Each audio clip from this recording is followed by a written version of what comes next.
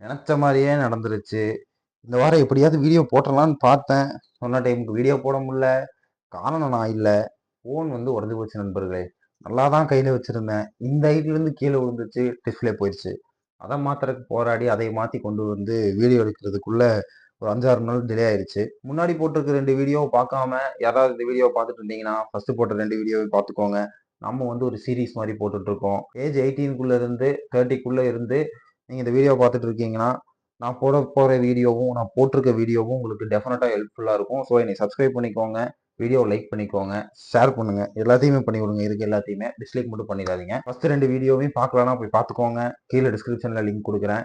நான் வந்து ரா mind set with Gokul அப்படின்ற ஒரு எபிசோட்ல ஒரு 14, 15 வீடியோ ரெடி பண்ணி வச்சிருக்கேன். வீக்லி ஒன்ஸ் வந்து வீடியோ போஸ்ட் பண்ண ஆரம்பிச்சிருவேன். இந்த வாரம் வந்து கொஞ்சம் டிலே ஆயிருச்சு. மன்னிச்சுக்கோங்க. நெக்ஸ்ட் வீக் கரெக்ட்டா போட்டுருவேன். சரி, ஓகே. வீடியோக்குள்ள போவோம். ஆக்சுவலா இங்க வாழ்ந்துட்டு இருக்க நண்பர்கள் எல்லாருக்குமே ஒரு பிரச்சனை. அவங்க வந்து ஒரு சேஃபஸ்டான ஒரு ஜோன்ல வாழ்ந்துட்டு இருக்கோம் அப்படின்னு நினைச்சிட்டு மிகப்பெரிய டேஞ்சரஸான ஒரு ஜோன்ல வாழ்ந்துட்டு இருக்காங்க. அதாவது டைரக்டா சொல்லணும்னா கம்ஃபர்ட் ஜோனை தான் சொல்றேன்.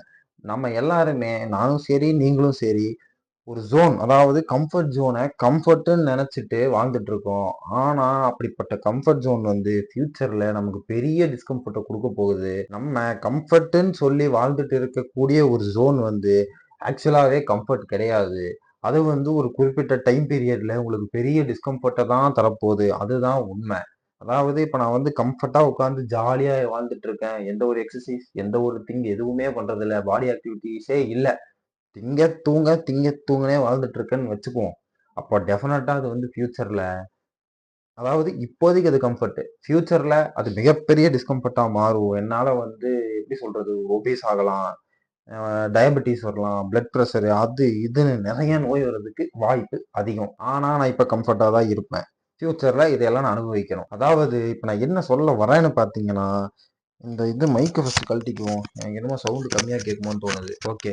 அதாவது இப்ப நான் என்ன சொல்ல வரேன்னு பார்த்தீங்கன்னா, நீங்க இப்ப கம்ஃபர்ட்டா இருக்கணும்னு நெனச்சுட்டு நீங்க பண்ணிட்டு இருக்க ஒவ்வொரு விஷயமும், ஃபியூச்சர்ல உங்களுக்கு பெரிய டிஸ்கம்ஃபர்ட்ல தான் உங்கள கொண்டு போய் உட்கார வைக்கும். இப்ப வந்து நீங்க பிசினஸ் பண்ணுடா அப்படின்னு சொன்னோம்னா, ஐய்யய்யோ! பிசினஸா? எனக்கு பயமா இருக்கு. நான் பண்ண மாட்டேன். அது ஒண்ணு. சரிடா, இப்போ வேலை செஞ்சுட்டு இருக்க. இன்னொரு கம்பெனி மாறுடா, ஸ்விட்ச் ஆகுடா. அங்க சேலரி அதிகமா குடுப்பான்டா. அங்க நெறைய படிக்கலாம்டா. அங்க வந்து ஒர்க் உனக்கு அதிகமா தெரியும்டான்னு சொன்னா, ஐய்யய்யோ! அதெல்லாம் நான் மாற மாட்டேன் அப்படின்னு சொல்லி பயந்துக்குவோம். பயந்துக்கிறோம் நான் எல்லாத்தையும் சொல்ல. பயந்துக்கிறவங்கள சொல்றேன். ஸோ அது ஆக்சுவலா பயம் கிடையாது. அதோட உள்ள, அதாவது டீப்பான ரீசன் என்னன்னா, நீங்க சுகம் கண்டுட்டீங்கன்னு அர்த்தம். அதாவது ஜாலியா, கம்ஃபர்ட்டா அந்த இடத்திலேயே வேலை செஞ்சாச்சு. இப்போ வந்து ஒர்க் பண்ணிட்டுருக்கோம், பிசினஸ் பண்றேன்னு சொல்றப்போ, பிசினஸ் பண்றதுக்கு பயமா இருக்குன்னு சொன்னா, அது ஆக்சுவலா பயம் கிடையாது. அது வந்து ஒரு 95% வச்சுக்கோங்களேன். ஆல்மோஸ்ட் 95% வந்து உங்களுக்கு இன் டெப்த்தா இருக்கக்கூடிய ஒரு கம்ஃபர்ட் ஜோன் தான் உங்கள வந்து பிசினஸ் பண்ண விடாம பண்ணுது. அதாவது பிசினஸ் பண்ணா இப்ப இருக்க கம்ஃபர்ட் போயிரும். நான் ஜாலியா வேலைக்கு போயிட்டு வந்துட்டுருக்கேன். அந்த கம்ஃபர்ட் போயிரும். இப்ப நான் கரண்ட் கம்பெனிலேருந்து இன்னொரு கம்பெனி மாறுனா நான் வளருவேன்னு எனக்கு தெரியும். ஆனா நான் சரி, அதாவது ஆனா நான் வந்து மாற மாட்டேன். ரீசன் என்ன? பயம் கிடையாது. ரீசன் வந்து இங்க நான் ஜாலியா இருக்கேன். யாரும் கேள்வி கேட்கறது இல்ல. மாசம் 25,000 30,000 சம்பளம் வந்தது. நான் ஏன்டா 50,000 சம்பளம் வாங்கிட்டு அந்த கம்பெனில போய் அவங்ககிட்ட திட்டு வாங்கணும் அப்படின்னு நம்ம நினைப்போம். ஸோ அதுவும் வந்து கம்ஃபர்ட் ஜோன பிரேக் பண்றதுக்கான பாயிண்ட் தான். இப்ப இதை சொல்றப்போ உங்களுக்கு மனசுக்குள்ள ஒண்ணு தோணும். டேய், நான் வாழப் போறது ஒரு வாழ்க்கை. அதையும் ஜாலியா கம்ஃபர்ட்டா வாழ்ந்துட்டு போயிரலாம்ன்னு நான் நினைக்கிறேன். நீ ஏன்டா வந்துட்டு கம்ஃபர்ட்டா இருக்காத, டிஸ்கம்ஃபர்ட் கொண்டு போய் விட்டுன்னு சாவடிக்கிறேன்னு நீங்க யோசிக்கலாம். இப்போ இங்க நீங்க கம்ஃபர்ட்டா இருக்கிறதோ, இல்ல ஜாலியா இருக்கிறதோ பிரச்சனை கிடையாது. நீங்க கம்ஃபர்ட்டா இருக்கனால உங்களுக்கு ஃபியூச்சர்ல வரப்போற டிஸ்கம்ஃபர்ட்டும் பிரச்சனையும் தான் பிரச்சனையே. என்னடா பிரச்சனைன்ற? அப்படி என்னதான்டா பிரச்சனை வரப்போகுதுன்னு நீங்க கேட்பீங்க. அது என்ன அப்படின்றத வந்து சும்மா ஒரு சின்ன எக்ஸாம்பிள்ல பார்ப்போம். ஆம், சரி, இப்ப ஐபிஎல் நடக்குது. நம்ம கிரிக்கெட்டயே வச்சுக்குவோம். இப்போ நீங்களும் உங்க ஃப்ரெண்டும் ஒரு 8த் படிக்கிறீங்க. 8த் இல்லப்பா, ஏதோ ஒண்ணு வச்சுக்கோ. 2 பேரும் இப்ப எங்கேயோ என்னமோ பண்ணிட்டு இருக்கீங்க. ஸோ 2 பேரும் வந்து கிரிக்கெட் விளையாடிட்டு அதாவது கிரிக்கெட் விளையாட போறீங்க. ரெகுலரா போறீங்கன்னு வச்சுக்கோ. சாட்டர்டே, சண்டே கிரிக்கெட் விளையாட போறீங்க.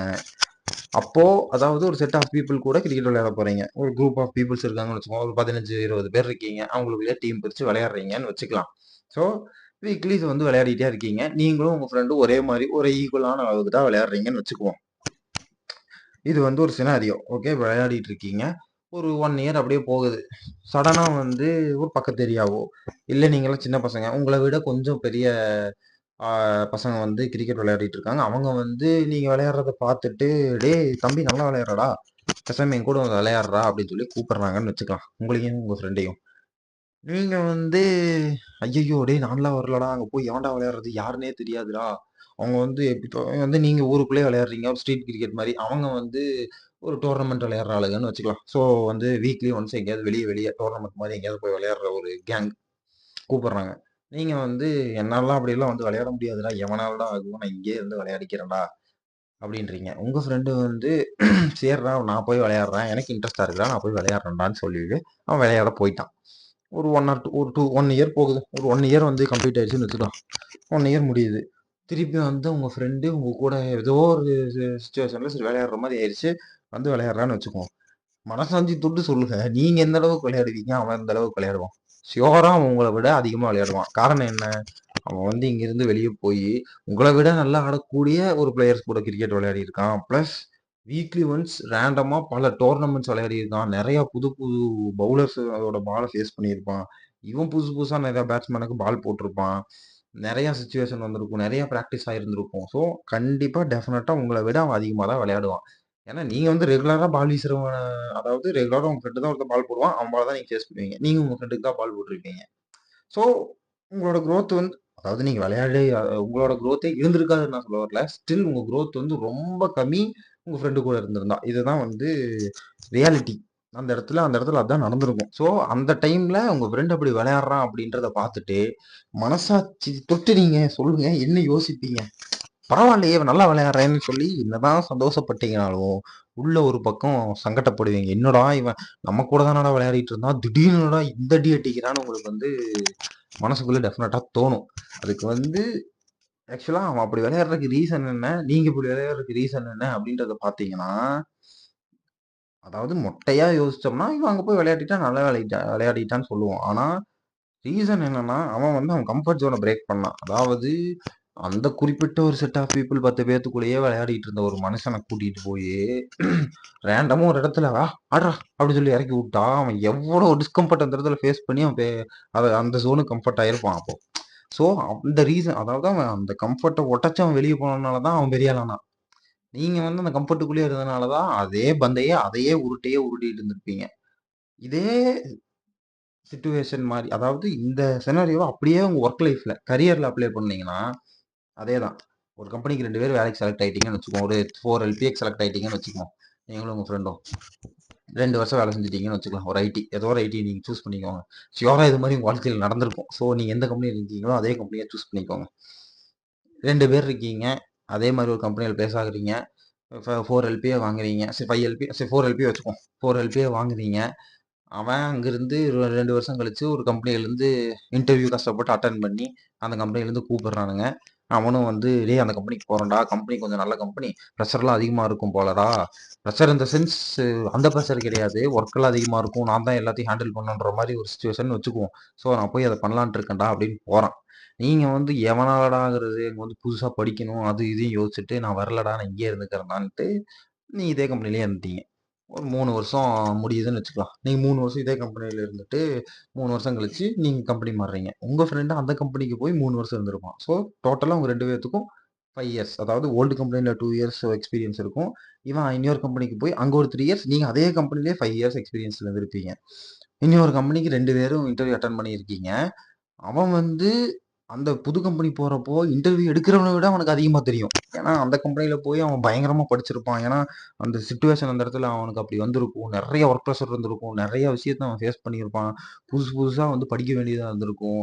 நெறைய பேத்த ஹேண்டில் பண்ணியிருப்பான். இது மாரி பல பிரச்சனைகள் வந்து அவன் ஃபேஸ் பண்ணிட்டான். நீங்க வேலைக்கு போறோம், வரோம், போறோம், வரோம். அத தவிர ஒரு வேலையும் இல்ல. குடுக்குற வேலைய சும்மா 4 தட்டு தட்டிட்டு வந்துர்றோம். இத தான் நீங்க 5 வருஷமா ஓட்டியிருப்பீங்க. உங்களுக்கு இன்னும் 30% ஹைக்கு. அதையும் போராடி 30% ஹைக் வாங்கியிருப்பீங்க. 40, 40, 40 அப்படின்னா 1,20,000 5,20,000 மொத்தமா வந்து 4,00,000லேருந்து 5,20,000 ஹைக்குக்கு நீங்க அந்த கம்பெனி போயிருப்பீங்க. அவன் வந்து 500%, 600% ஹைக் வாங்கிட்டு பயங்கரமான ஒரு 20 எல்பிஏக்கு வாங்கிட்டு வந்திருப்பான் அவன். அந்த கம்பெனிக்கு மேனேஜரா வருவான் உங்களுக்கு. ஸோ இந்த இடத்துல வந்து காரணம் என்னவா இருக்கும்? நீங்க உங்க கம்ஃபோர்ட்ட பார்த்துட்டு 5 வருஷம் இதே கம்பெனில உருட்டிட்டீங்க. அவன் அந்த கம்ஃபோர்ட் ஜோன உடைச்சு இன்னொரு கம்பெனிக்கு போய் பயங்கரமா படிச்சு, பயங்கரமா வந்து அவன அவனே அப்ஸ்கில் பண்ணிட்டான். ஸோ அவனுக்கு அந்த இது கிடைச்சிருச்சு. ஸோ ஆக்சுவலா இந்த கிரிக்கெட் விளையாடுறது அதுவும் இதுக்கும் சினாரியோ வந்து வேற வேறையா இருக்கலாம். பண்ற விஷயம் வேற வேறையா இருக்கலாம். ஆனா, அதுக்கான டீப் ரீசன் என்னன்னா, அந்த கம்ஃபர்ட் ஜோன பிரேக் பண்றது தான். அது கேமா இருந்தாலும் சரி, நீங்க ஒர்க் அதாவது உங்க கரியரா இருந்தாலும் சரி, இல்ல எதுவா இருந்தாலும் சரி. உங்க கம்ஃபர்ட்ட என்னைக்கு பிரேக் பண்றீங்களோ, அந்த செகண்ட்ல இருந்து நீங்க அடுத்த குரோத் அதாவது ஒரு குரோத் ஃபேஸ்ல இருப்பீங்க. அப்படின்றது தான் வந்து உண்மை. இப்போ நீங்க கம்ஃபர்ட் ஜோன்னா என்ன அப்படின்னு உங்களுக்கு புரிஞ்சிருக்கும். அப்படியும் புரியலனாலும், இன்னும் பேசிக்கா ஒண்ணு சொல்லணும் அப்படின்னா, இப்ப எக்ஸாம்பிளுக்கு ஒரு சின்ன சர்க்கிள் இருக்கு.